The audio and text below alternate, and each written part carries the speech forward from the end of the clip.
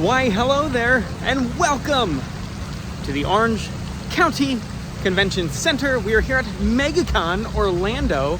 It is Thursday, February 1st, and it's going to be a good time. We're going to go in. I am wearing some proper attire. Got a Back to the Future shirt on. We're going to go see Back to the Future panel with Lea Thompson, Tom Wilson, brain fart, Michael J. Fox, and Christopher Lloyd. I'm like, who's in this thing?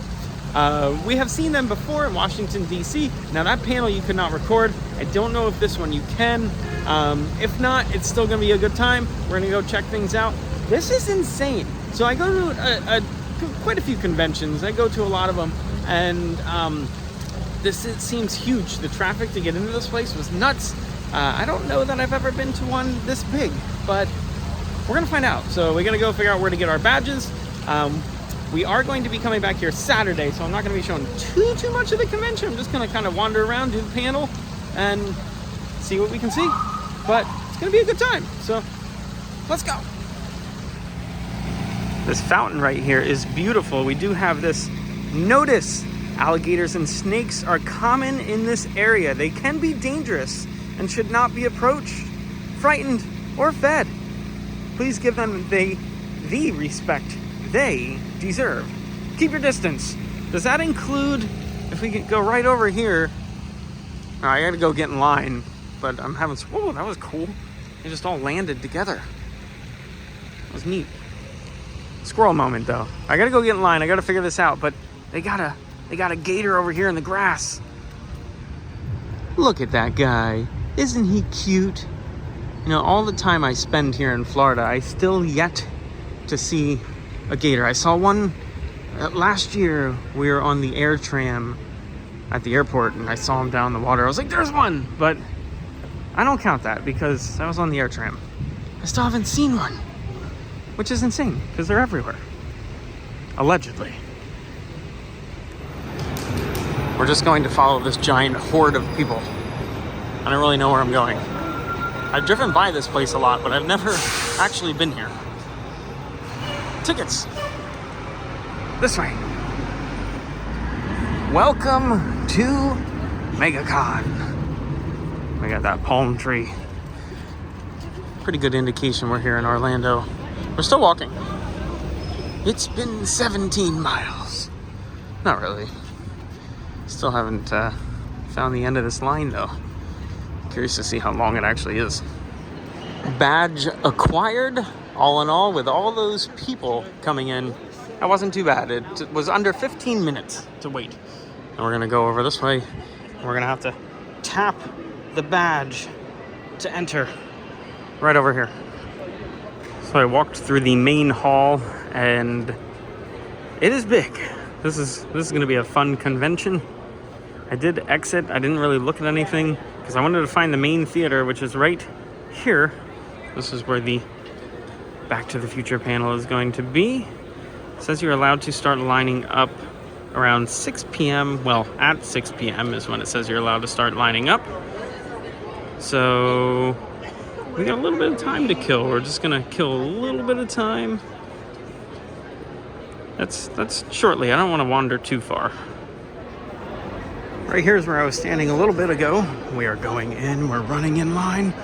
Look, found some friends. We got Micah, dude, World of Micah, and Adam's up there.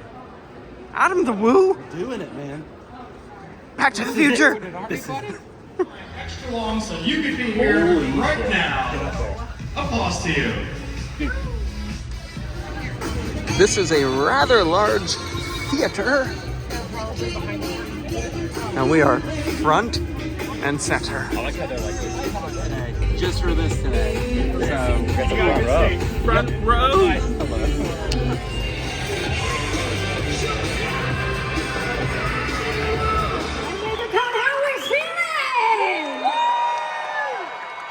Alright, are you guys ready for an incredible Back to the Future panel? yes. Let's keep that energy going. It is my absolute privilege to introduce to you, we have Tom Wilson, Christopher Lloyd, Lea Thompson, and Michael J. Fox!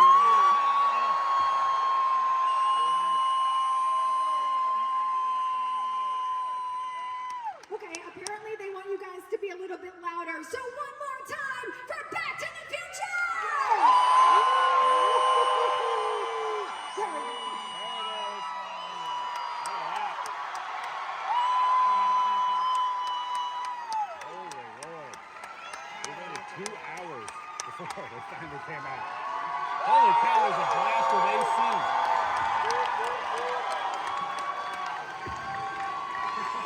Picture time, picture first. Everyone smile. Cheese. There we go. Hi guys, welcome to Orlando. Thank you guys so much for being here. Thank you guys for doing this panel. We're so excited. Let's get right to some questions. And then we also have some fan-submitted questions from our friends in the audience. So, we want to know, in addition to the DeLorean, what are some of your favorite inventions or technology that were used in any of the films?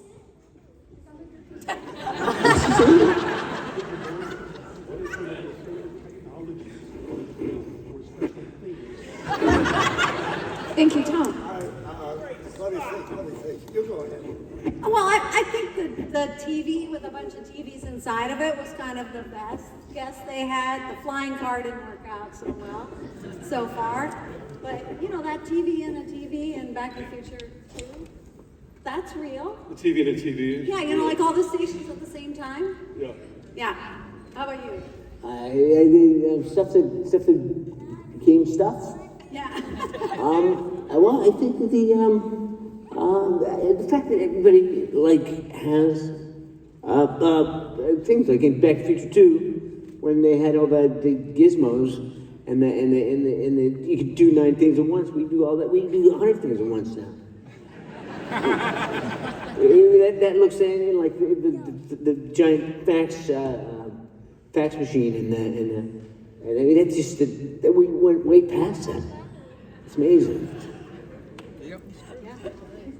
I think Back to the Future was the beginning of the gizmo judging. You know, where the future happens and everyone says, there aren't flying cars, Tom. They're not flying. It was just a movie. We were talking about the future, you know, it wasn't, we weren't making actual projections, you know. Who would believe the Cubs would win the World Series?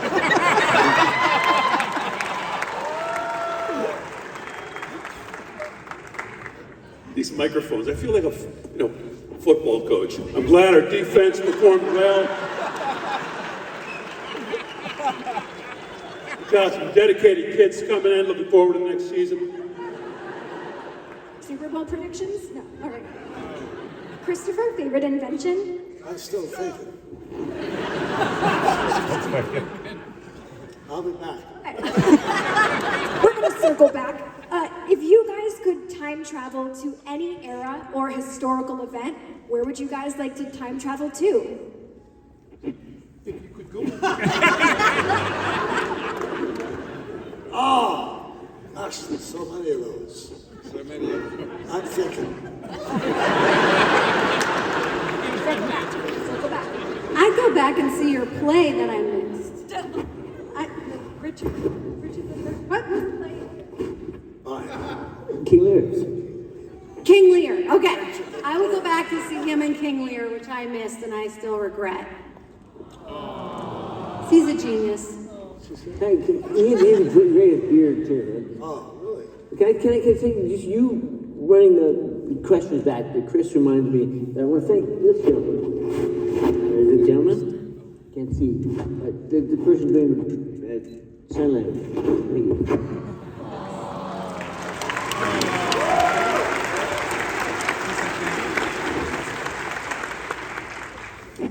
Carry on.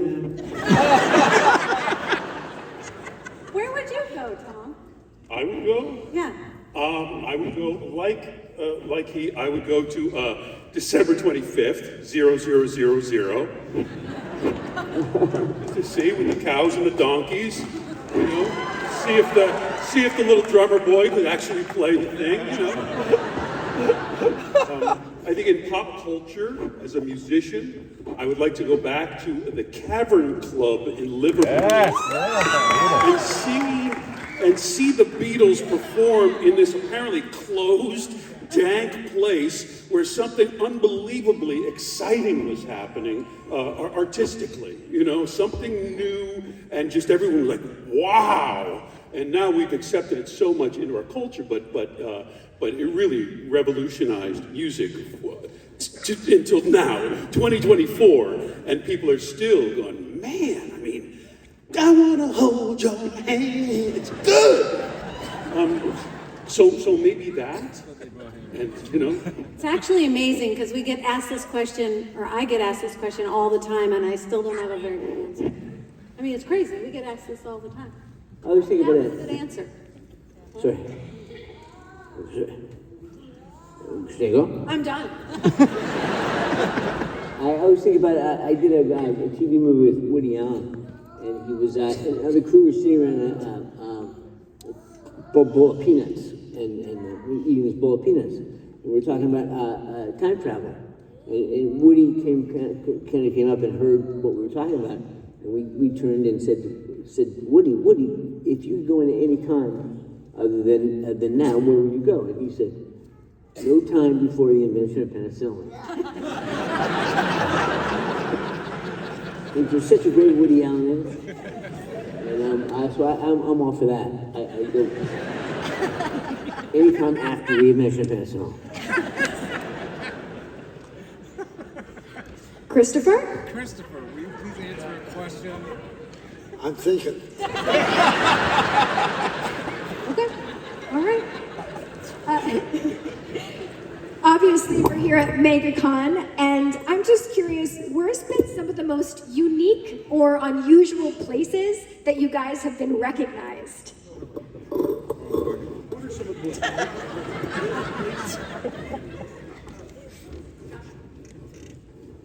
Oh, I don't know. Let me see. We'll circle back. The men's room.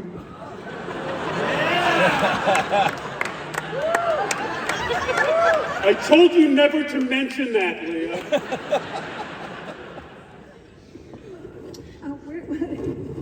I got off the plane in Hong Kong, made it through Chinese customs, and a man was literally pulling a rickshaw.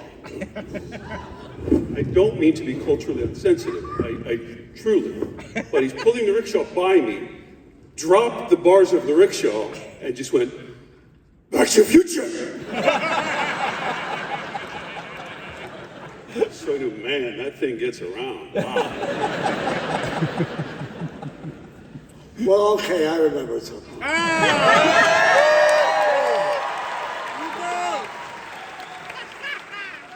I was taking a bicycle trip across the country, literally from Oceanside or somewhere to Nova Scotia. And I was going across the desert, and it was hot. I was very aware about, running out of water. There were signs like, why are you doing this?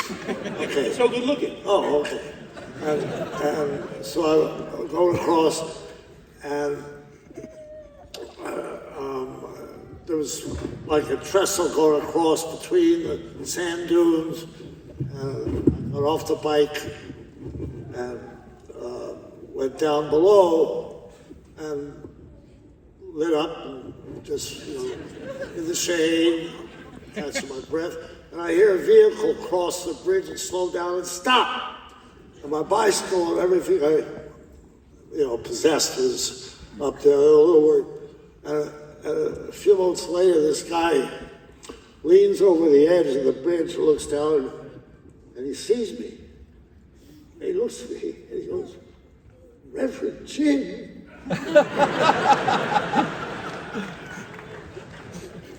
There's no follow-up on that. Places that you've been recognized? Let me see. I get recognized everywhere. So.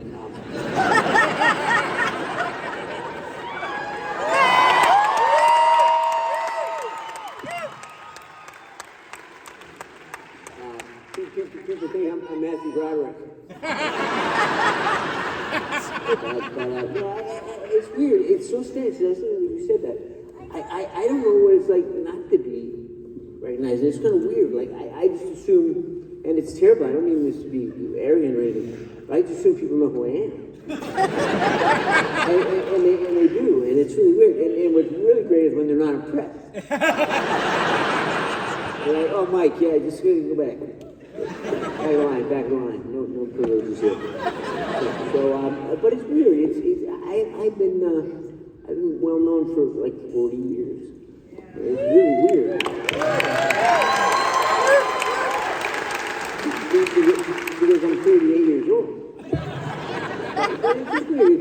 And I gotta tell you, like they mentioned, not to suck up, but it's really been one of the great things in my life that all you folks know who I am, and I feel like I know who you are, and we have this great communication that is like just reinforced today, just to be with you and see you all and have you up. When I first I was asked to do one of these things years ago, and I thought, well, it'd be kind of cool because I'll do it and I'll get to show up for people that show up for me and say hello to you and all that stuff. And then I realized I wasn't doing it for you. I was doing it for me because you guys give me so much. And in my life, all the blessings in my life come from you, and I appreciate it. And let me just get that out.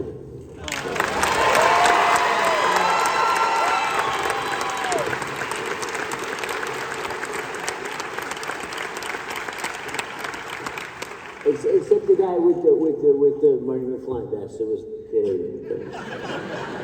annoyed me, but all the rest was great.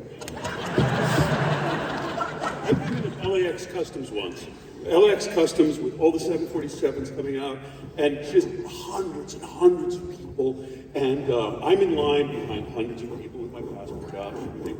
And the officer, the customs officer, U.S. Customs, points at me. Now, sometimes I get taken for, extra screening or something for stuff. So I don't think what you think I think. I'm thinking, oh, no, they're going to take me to the room and the whole thing. And so I'm excuse me, pardon me, excuse me. I finally get to the front, and he says, did you fly a DeLorean to get back in there? Come on in. I have my passport. So sometimes my face doesn't need a passport. Sometimes. What a perk. I wanted to ask, since we are in Orlando and we're in the land of theme parks, a little bit about the Back to the Future ride. Yeah.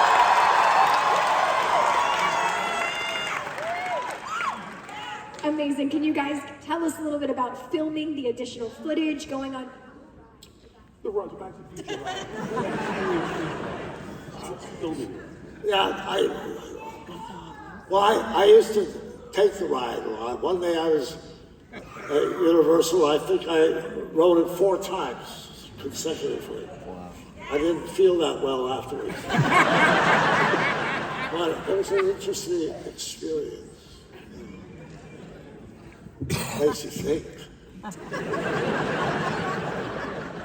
But they did. Douglas Trumbull, who's passed on now, but he did all of the special effects for 2001: A Space Odyssey. Optical, like cinema effects, not computer graphics or anything. An amazing, amazing artist in that kind of design. So he designed the Back to the Future ride. And they were building it in Massachusetts. Anyway, they built the ride. But the ride, when they first opened the ride, it was too powerful. You were jerking so much, it was far too much of a flight simulator, and people were having problems. So I remember, you were there with, the thing that was with the ride, with Chris, with me, people would call, Universal would call, say, Tom, we've got some, special needs kids, Make-A-Wish Foundation, Starlight Foundation. Could you come and take the ride with some kids? And of course, of course. So I lived close to the park. So you come down to the park, you do the ride. And I do the ride like about 3 times, and you're just like, I am not well. I don't feel good at all. So I get off the 3rd time, and I think, I have to stop. Tom, this is Mikey. He missed the bus. But here. Could you go on the ride? So I'm going on this ride with the kid. Dear God, please don't let me throw up on a special needs kid.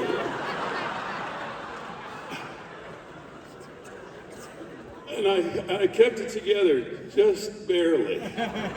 But that was about it for the Back to the Future ride. I would say, I'll give the kid $1,000. How about that? If I don't ride it on.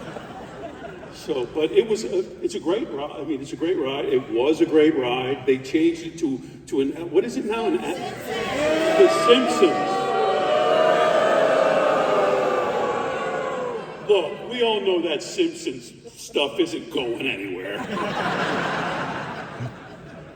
All right. But it's Simpsons now, but it was far. Do you guys, if I can talk to you just a second about the ride, which was incredible, the Douglas Trumbull thing. So I see the models that they've built for Hill Valley, that they are going to, it's not computer graphics, they're going to have to run a camera through this model that they built of Hill Valley. So all of the lines, all of the buildings are curved. Like they're lamp posts, and they have a curvature to them, and everything. It's a very unusual looking model of the city. So, well, why is everything curved like that? And well, that's Tom, because it's a dome, and we're going to be projecting the film into a dome, so that we've factored in the dome so that all of these curved lines will appear straight. Like they had smart people who were good at math figure these things out. It's amazing. Great. So we actually have some fan-submitted videos from some of their favorite scenes from the films. So we're going to play those videos, and we just want to get some of your commentary or notes on these films. So should we roll the first one? All right, let's do it. Yes. Back to the Future cast. I'm Colin. I'm from Miramar, Florida, and my favorite Back to the Future moment is the scene at the Enchantment Under the Sea dance, right before George kisses Lorraine for the very first time. Marty's fading out of existence and doesn't know whether his dad's going to do it. The music is great. The acting is incredible. Great performances from Michael J. Fox, Lea Thompson, and Crispin Glover. It's just amazing. Thank you for such an incredible movie that'll last the test of time. If I may, Colin, you didn't mention me at all, so I don't care about your video. No, go talk to them, fine. Whatever. That was an amazing scene. It was really magical, kind of creating that.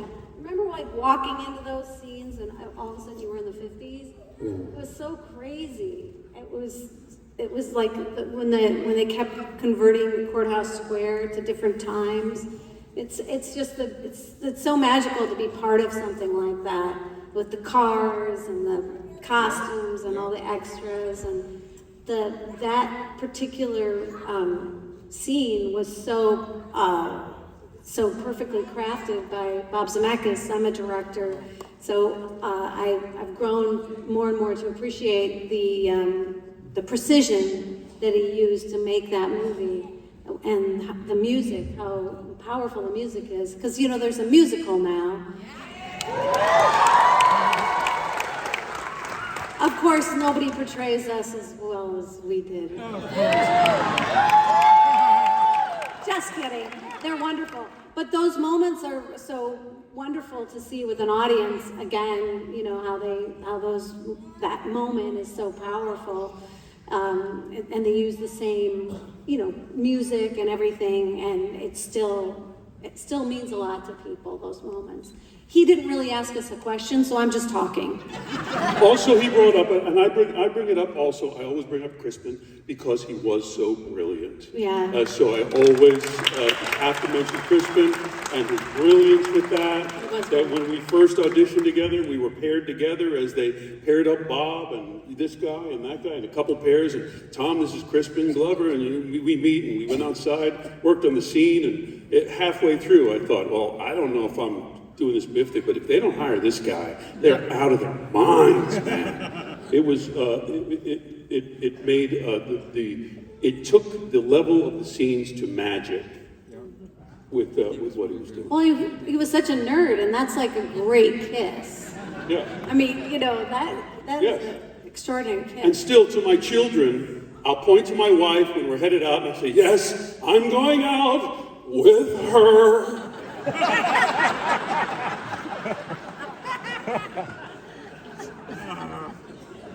And of course, the incredible guitar playing by Mr. Fox.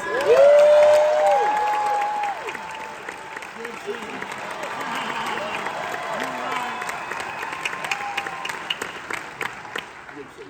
never had the guitar, but I had a piece. I can't hear a word you guys are saying, so I'm if I don't jump in, it's not that I'm not interested or I don't care. I have nothing to say. I just can't hear what you're saying. But I want to go back to one thing if I can, because you were talking about the ride. The ride was really cool because the ride was at Universal Studios.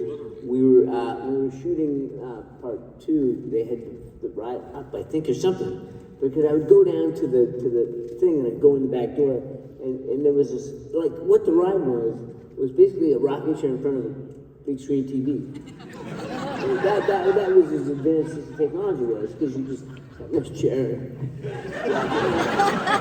and TV, and I thought, this is it? I mean, but it was really cool, and yeah, I'll be home in a second.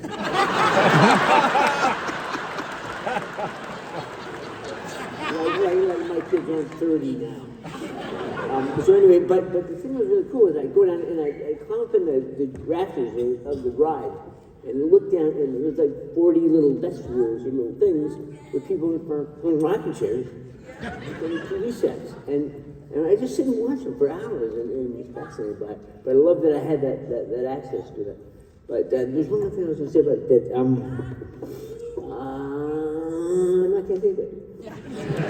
Oh no, this was the other thing that was not really related to that, but another thing about it, just a little side thing about shooting at Universal Studios.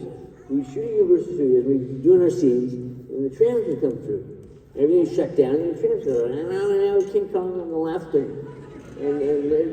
Ben and her went down here, and all that stuff, and we'd have to shut down.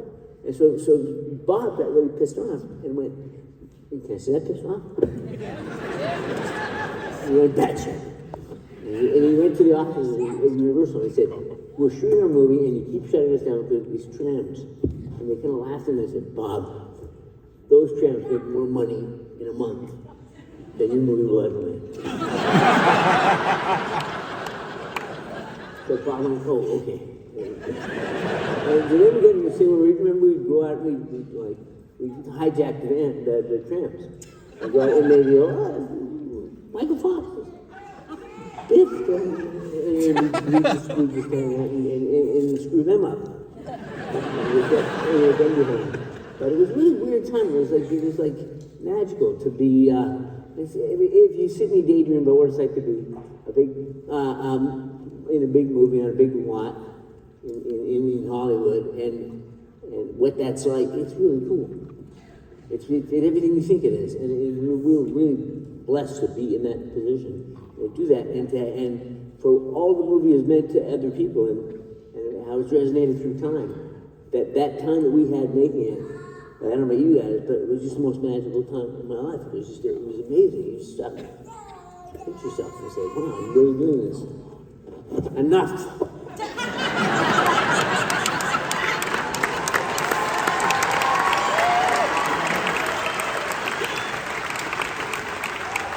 All right, here's the second video.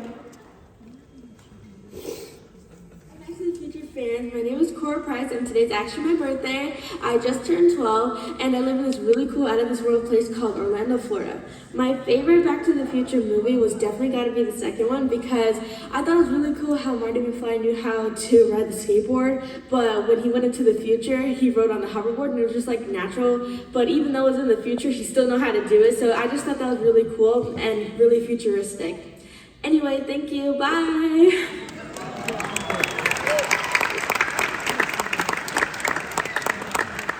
So I guess the question is, memories of the hoverboard. My wife was pregnant, and I was on this thing, and it's like gizmo, cherry picker, that like I said, even really a hoverboard, sorry. It was a piece of wood that was stapled to my feet, and I had wires and harnesses on my pelvis, and fingering at the back of my jacket, and hanging from a cherry picker. And then I was swim, I kind of so that was my big memory, was like how much pain was involved in doing that, because I was hanging in from like wires going up my arm, and it was just insane. And but it turned out looking pretty cool. And my wife had my son, and he's now 34 years old. That was crazy.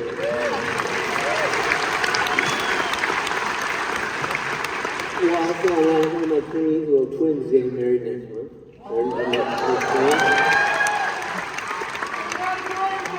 And my youngest one is in college, and is much smarter than I was.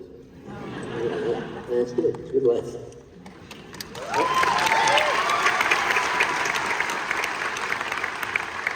All of the hoverboards, you know the flying hoverboards, and they had actual hoverboards with like piano wire going from the rear of the hoverboard at the front of the hoverboard and coming through our harness to go up to this crane. So they made the hoverboards of a certain size, they made all the piano wires of a certain size that fit everyone. Everyone fit inside the wires and could fly up. So we went out to a ranch to rehearse on the hoverboards and see, and lifted it up. So they lift us up on the hoverboards. Well, I get on my hoverboard, and the wires come right at my chest, like this. So they start spinning us around to fly, and everyone's like, ho ho, this is fun! And I'm just going, ah!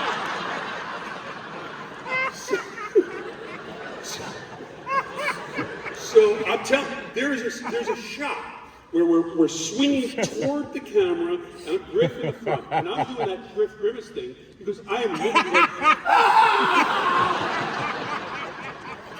I got nice purple lines that went right down my chest. Even because in the rehearsals out at the ranch, I said, I can't do, can you move the wires and the hoverboard? You know, stuntmen. Nope. No. All right, here's the next video. Hi, my name is Jackson Becker. I'm from Lake Mary, Florida. My favorite scene in Back to the Future is when Doc and Marty are in the garage testing if the lightning will be enough to power the 1.21 gigawatts. So Marty winds up the car and it starts going. It goes into the paint, which catches fire, and then Doc makes this great face. That's what my favorite scene in Back to the Future.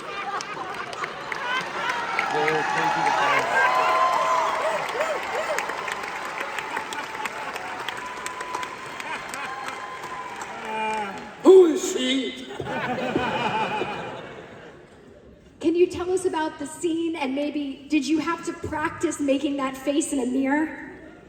No, I think that was a one-take deal.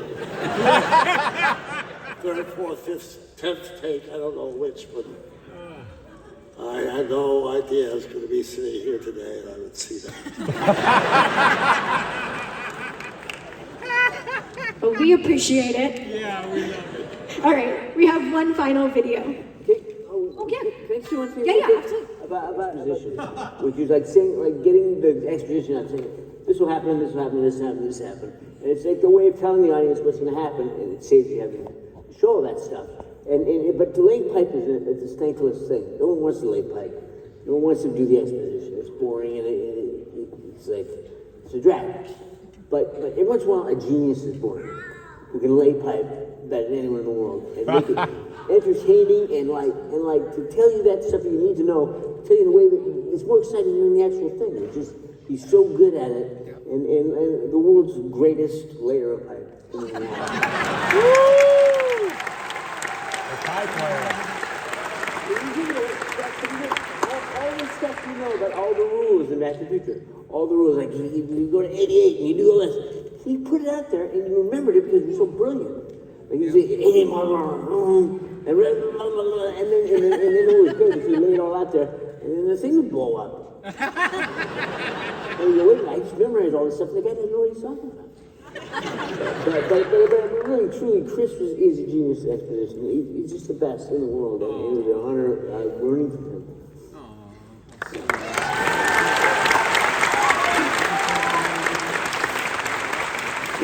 It is amazing to have a movie, to say in the middle of the movie, have the writers think, We got to get a chalkboard and have him just explain the movie right now. In the middle of it. Okay, here's where we are. You know.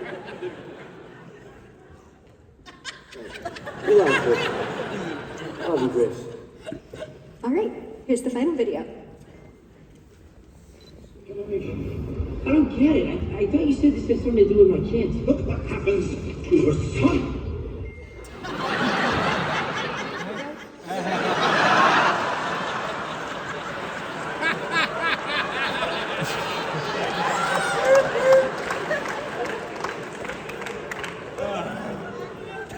Do you guys want to talk about that scene with the paper? I guess that's their question. I'm with you on this one. Do you want to talk about the scene with the paper where, what are you talking about? I didn't watch the movies.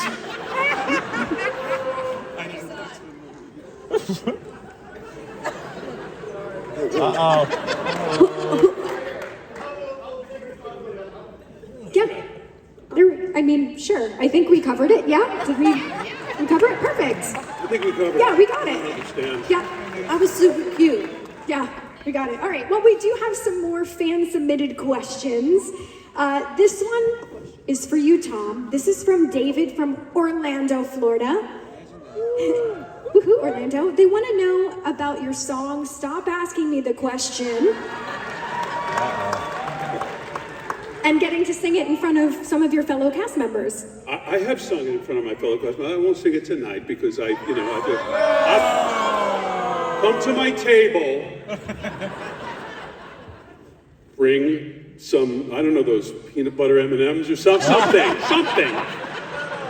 No, I don't do it for free. I was working as a stand-up comedian all around this great land of ours.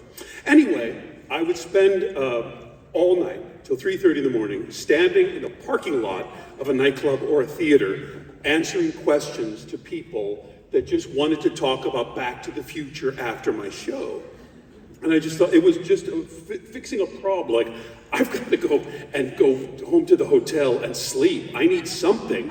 So I wrote a song just to answer all the questions, well, both things, to answer the questions and to communicate in a funny way that, yeah, I've heard that before.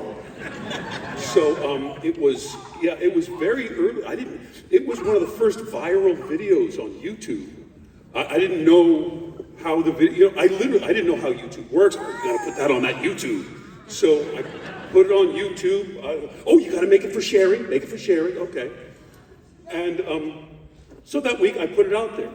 And I remember hearing on the radio that, Bob Dylan's, his new album is out, his video, it's got over 25,000, looks on YouTube. And I thought, my video already did 250,000 views. So I didn't even know, it just went, so it went viral when none of us knew what viral meant. But it became a big thing, which was very, very great. I felt good. Because Good Morning America or something, it was the Oscars a number of years ago. But they asked me, will you come on the show and play that question song? Just as a sort of response within our fascination with the movie business of what can happen and that kind of identification. So I went on and I sang the song sort of as a response. But everyone, not everyone, a lot of people, see, he hates the movies. It wasn't that at all. It was like, guys, I'm telling a joke. I do it in nightclubs for people drinking grown-up drinks and eating chicken fingers and having fun. No, I love the movies. I love being part of the movies. Early on, I mean, I've done TV shows and everything, but you get in a movie like this, and the feeling of the baseball player, the kid who finally says, like, he's in Fenway Park. And he's wearing a really nice uniform, and just going, wow, this is the big leagues, And yes, it's the cameras and it's big studios and everything, but really, for me, it's an actor working with these actors that are such a high level. You're just thinking, wow, man, this is cool. That's what's cool about it.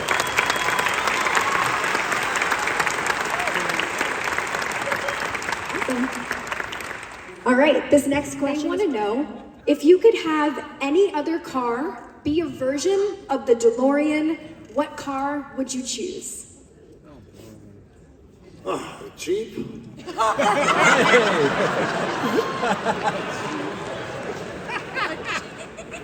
A mini. A mini, because it'd be funny with all of us packed in really well. January morning, I have to have a mini.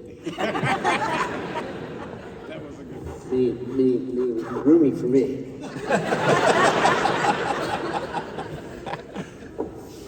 I have nothing else to 2008, I've driven a 2008 Honda Element, and still do. Look, I love the car, but unfortunately, it won't go 88 miles an hour, so stuck with the present. My first car was a Gremlin. Remember those? Yeah. Gremlin was great. Yeah, Gremlin time machine would be pretty awesome. There's none of them that exist anymore because they were so bad, they've all rusted to dust. Matadors. Pintos. All those AMC cars were really great.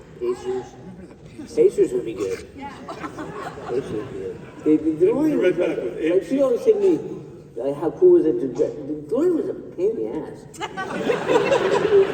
First of all, we had 9,000. Anybody says, and I credit to all the people who collect DeLoreans, and then a lot of them use them to raise money for charity, for our foundation and stuff. I really appreciate that. But anyone who says that they have the DeLorean doesn't have the DeLorean, because there's a million DeLoreans. And we had chopped in half. We had them chopped this way and chopped that way. We had ones you could shoot from underneath and ones you could shoot from over top.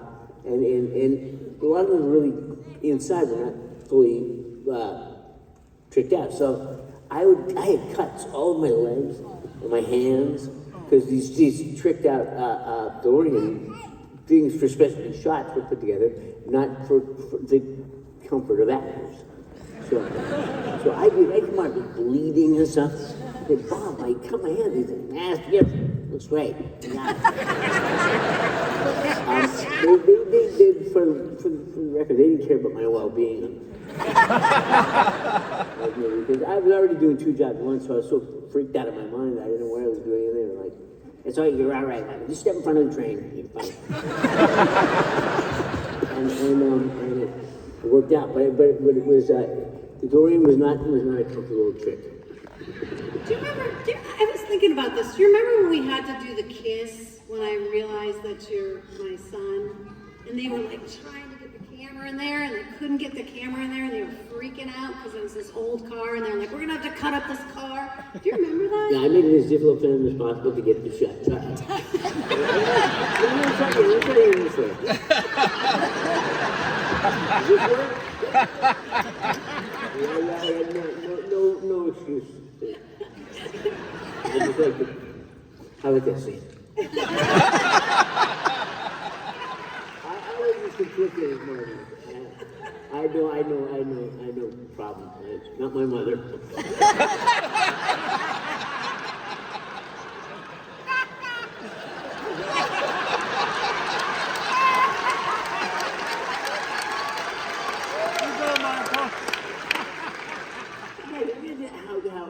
How lucky I was.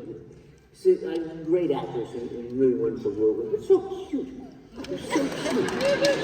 I look at how gorgeous the girl was, and she was so funny, and we had such a good time. I had to put that out there.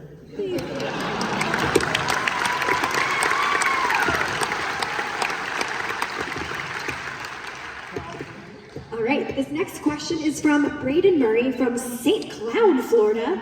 And they want to know, what scene do each of you remember taking the longest or being the most difficult to film? Well, I've given it some thought.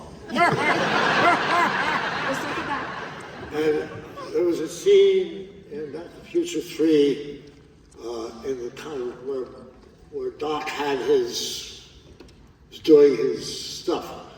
And, Liam Pipe?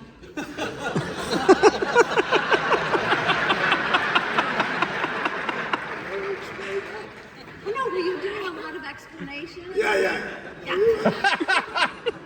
Well, there was, in this scene, there was a elaborate, huge mechanical device, a machine, and it made ice. Ice tea. And the ice, you know, there was steam all over, moving parts, and then a cube of ice would drop out. Yep. And I had a line immediately after it dropped, as I recall. Also during the scene, the steam engine, the train was coming into the railroad station, which could be viewed from that space, as I recall. Camera angled down there, and Clara arrived, or Clara was getting on the thing or whatever. And the arrival of the train, and my saying the ice dropping out, and me saying that line was all kind of coordinated. And I had a simple line when the ice came out, and I don't remember what it was. It was nothing complicated. And on one of the takes, I couldn't remember the line. So the steam engine had to come back to the station. The ice machine had to be started up again, and they had to go through the entire routine all over because of a damn cube of ice. I don't know why I told that story. I had an impulse, kind of like a confession.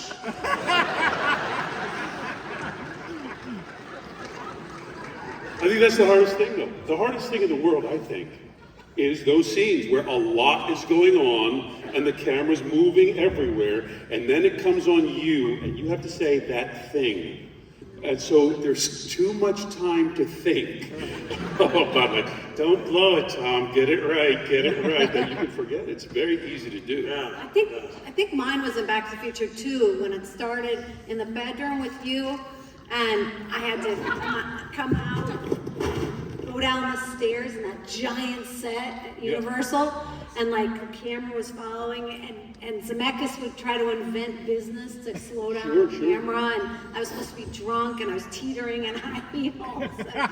That took forever, and that was so hard. The entry into the Hill Valley Festival in the Old West was one of those shots, coming off of my horse, into the town, through dancers and everything. All kinds of things are happening, and horses are running and everything. And then the gentleman, because it's happened to me, and Bert, I think, and he had the, gentlemen, the Smith & Wesson, whatever, 45, and it came right on him. We had to do that shot a number of times because it's coming up and you just go like, ladies and gentlemen, okay, back it up, horses back up, everybody backs up, Reed does it, but that's the nature of those shots that only Robert Zemeckis, Scorsese, they planned that shot. The beginning of Goodfellas, the shot through the restaurant in Goodfellas or whatever. Those guys love those shots. But the thing is now it's so different than it was then. Now, because I'm a director, they can fix so much. It's crazy. They can put two takes together. At that time, we all had to be perfect. But now it's so different, and so I'm just giving us credit.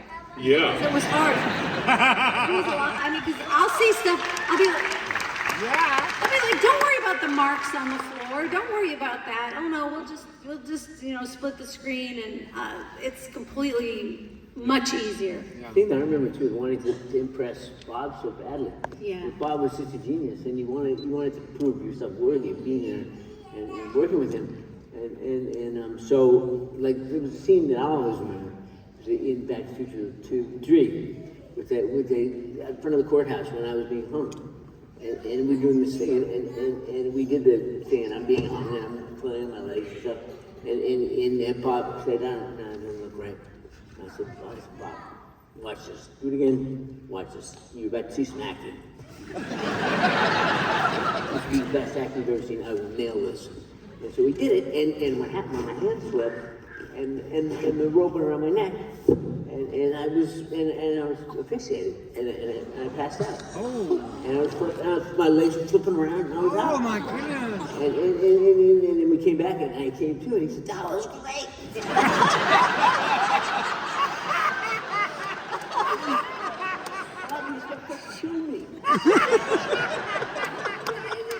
I was out. I didn't go to the hospital. It was an amazing thing, but that's how badly we wanted to repress Bob, because he could invent this something. We wanted to prove that we were worthy of his gift. We do justice to what he invented, and he always was like this. Always was like, I can't express. And these guys will know it. Always like. Like we'd be up all night, and they'd say, well, he's going to quit because he's not going to get the shot. I'm saying, well, he's going to get the shot. We're going to be here all night to get the shot. Yeah. And that's we all right, we'll do this. And he would work. And it was amazing to work with him. And he went on and made Roger Rabbit. And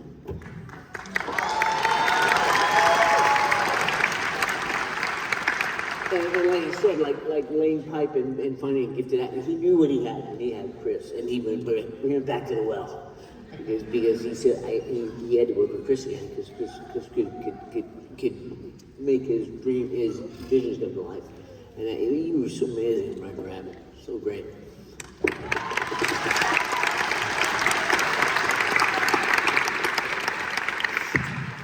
Something that excuse me, that amazes me, and it happened today. Somebody came up to have his thing signed and said, "Back to the Future made my youth. I grew up on Back to the Future." And that this is people from all over the world, where they say, "Back to the Future made my youth," where they didn't have much else, and that gave them hope. And so many have said, "I became a scientist or a surgeon," like today, or some other extraordinary profession. Because they saw Back to the Future. But it's just that thing of saying there was nothing, but there was Back to the Future when I grew up. And so many have told me, I was a scientist, but I decided to be a tough guy for the mafia because of Back to the Future. Inspiration.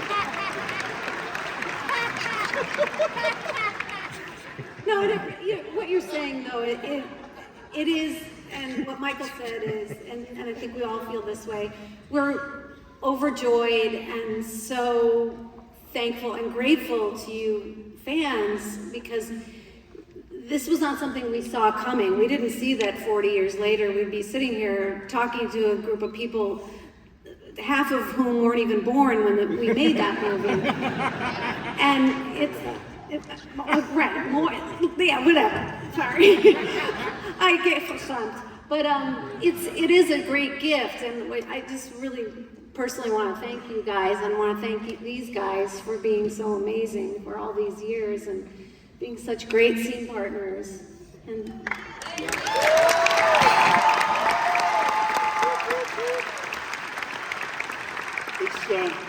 it's the best part of any art, isn't it? I mean, to actually do your best, and then to really touch people in a more profound way than you'd ever planned. It's an amazing thing. And we have all of us have so many interactions. And it's funny in a way, because those inexpressible things about your family, about watching it when you were sick from school, about dad bringing it home for the new VCR, about all of those things, they're expressible, but they're kind of inexpressible, you know? Yeah. And people come up so much, and sometimes tears in their eyes, sometimes trembling, and saying, I'm trying to communicate what it's meant to me, you know? But it's that magic. It's movie magic, literally. Because, I say, thank you very much. I understand what you mean. And everyone was like, I don't think you do. It's really something, you know, and it's something for us too. And it's very moving and wonderful to be able to affect so many people's lives around the world. Around the world, it's an amazing thing, you know, for just a movie about a guy who goes in a time machine car and meets his mom and dad, you know? In a way, almost with Back to the Future, I'm always amazed. It's a relatively simple story. I'm amazed that somebody didn't write that before, you know, before 1984 or whatever. Yeah, you go in a time machine and meet your parents, see what happens. But it really, really, really, as you know, struck a nerve. And to have people come up to, do you know, there's a guy who's playing you on Broadway. You know, it's an amazing thing. Just this movie that we made, and now it's a show with Nathaniel, the guy playing Biff. I don't care about the other characters. Who cares? Oh, I can't get back to the future. Whatever. I'm talking about the guy playing Biff. Bravo, Nathaniel.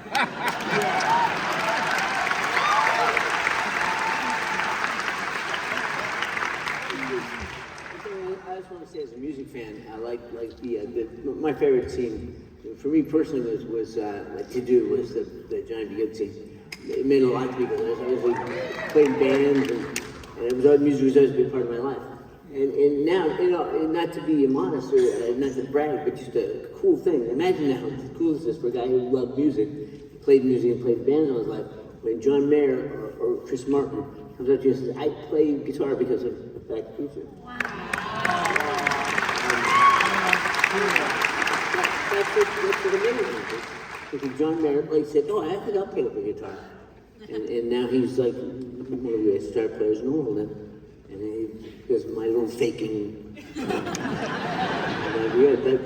it's cool. It's so many gifts that come from doing this for a living. And that was one of them.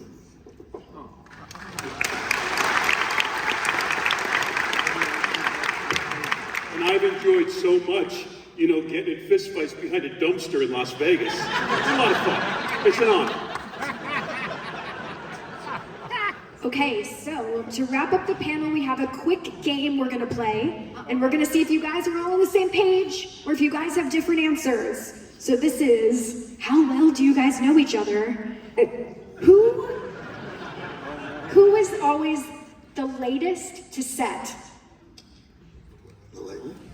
Who showed up last to set? To the set. Well, I never left the set. I'm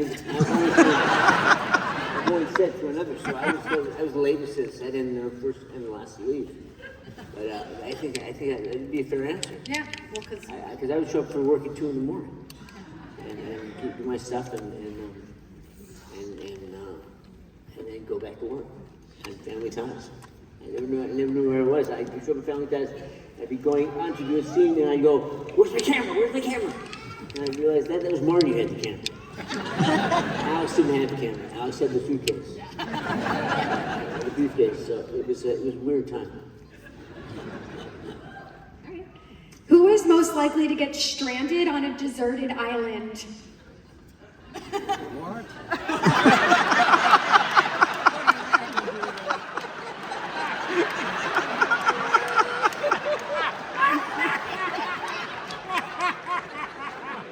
And he wouldn't notice.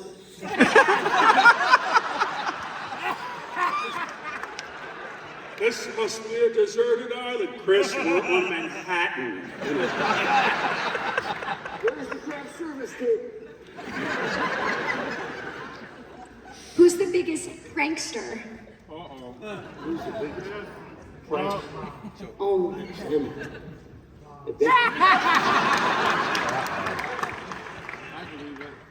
A little bit.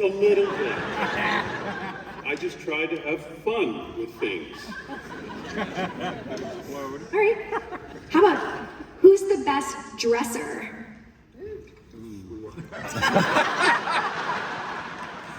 I haven't been anything, so I nominate myself. I had to wear that darn pink dress forever. I almost wore that. Oh, I've got a sparkly cool on it. Show it off.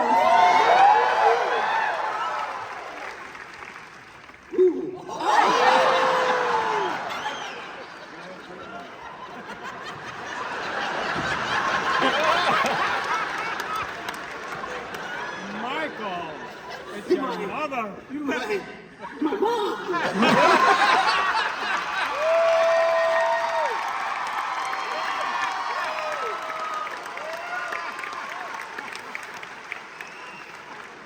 All right, the last one. Who's the best singer? Singer? Her and him. They see you waltzed with the strawberry blonde and the band played on.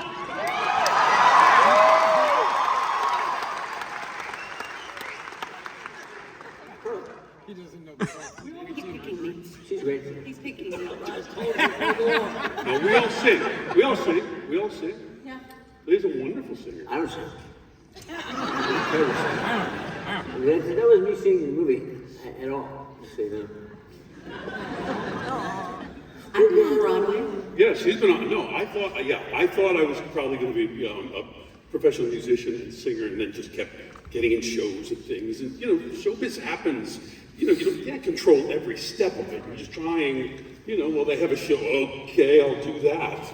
And then you end up in a movie. Just going, okay, we'll act in a movie then. But I'm going back to the harmonica. Well, we're so thrilled that you guys were in this movie and all of the movies. This has been such a joy having you guys here. Thank you guys so much.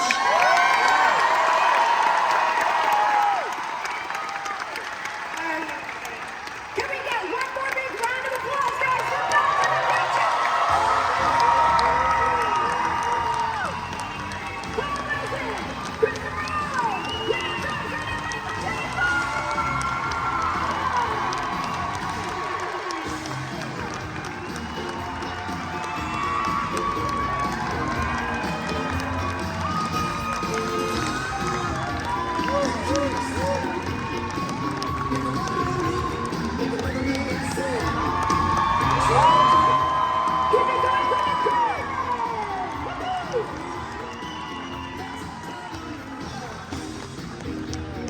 thank you guys so much for joining us here tonight.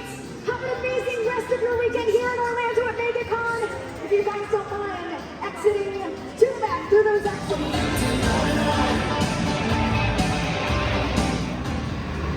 And that panel was amazing. We do have some emergency vehicles out front. Not sure what that's about. That was a good time. Very good. What'd you think, Micah? Dude, that was the most incredible thing. I think- I've seen so many different documentaries and like pretty much everything they've ever put out with Back to the Future behind the scenes. But that right there was the best experience. That was amazing. Just sitting there and watching them We had talk. pretty good seats. How'd that happen? We were Dude. right up front. Yeah. Front row. Crazy. Yeah, dude. Our future selves hooked that up for us now. Yep. So thank you, future self. That was a Or the good time. past. You never know. You don't. You don't. So that was fun. That was a very good time. Got to meet up out in the Woo, World of Micah. Very good guys. I can't believe where we were sitting. That was, so to tell the story, it was our future self. So we kind of ran in, we were in line at the platinum seats. We kind of ran in and we're like, oh no, we were trying to sit and there was reserved seats and then we were like 3 rows back and then there just happened to be 3 seats right up front. Amazing. But it was so good. So I didn't really get to see too much. We didn't really see much in what was going on with the event. So yeah, this just turned into a Back to the Future panel video. I'm not gonna argue. It was awesome. We'll be back here Saturday. It's gonna be a good time. Yeah, that's it. That concludes it. Now I gotta get back to the hotel. So if you enjoyed the video, like it, subscribe to the channel. We do lots of filming locations, theme park videos, and random things from time to time. And until next time, be good, have fun, and learn something.